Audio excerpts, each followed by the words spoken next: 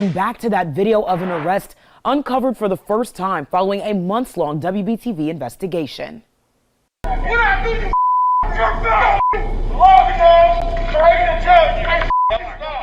Take a look. The video shows what happened when officers with the Matthews Police Department arrested Aaron Butler for being drunk and disorderly in public. The arrest happened more than 3 years ago, but town leaders have kept the video secret, even spending tax dollars to pay a lawyer to go to court to try and keep this video from being released.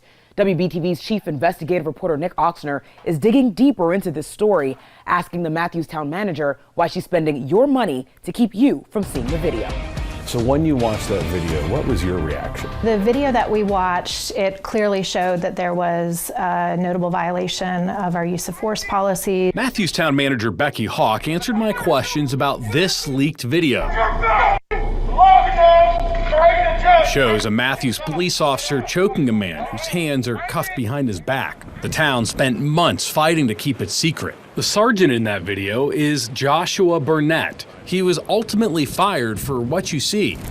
According to his termination letter, Burnett lied about what happened. His firing came nearly 2 years later. We took a look at this, and the violations that we found are in the termination letter.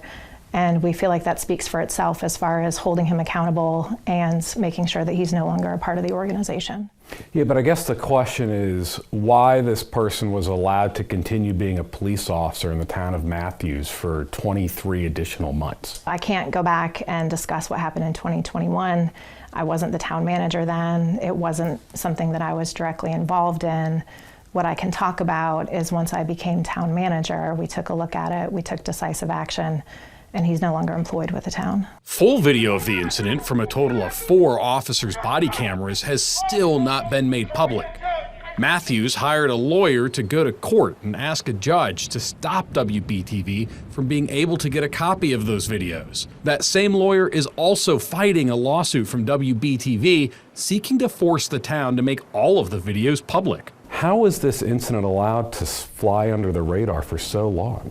It's not something that flew under the radar in any way, shape, or form. This is the first time the public's hearing about this incident. So I understand that, and so this was a personnel issue. That is how we handle personnel issues. We investigate them, we hold any employee accountable, and we take any action that is necessary, and we then move on. If we don't have transparency, then people are never going to trust police. Abe Rupert Schul is a civil rights attorney. Police cannot choke someone who's restrained.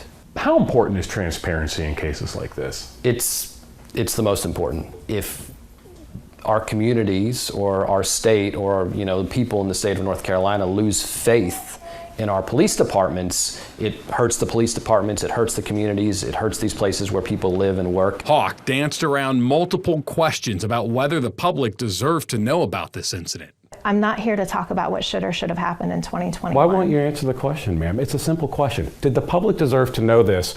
Did the public deserve to hear from leaders in the town of Matthews that a police sergeant choked a man whose hands were cuffed behind his back and was allowed to stay on the job for 23 months continuing as a police officer? Does the public deserve to know? It's a yes or no question. I don't believe that it is the way that you're painting it, Mr. Oxner. So this was investigated and we took decisive action. I cannot go back and talk about what should or shouldn't have been done in 2021. I wasn't a part of those decisions.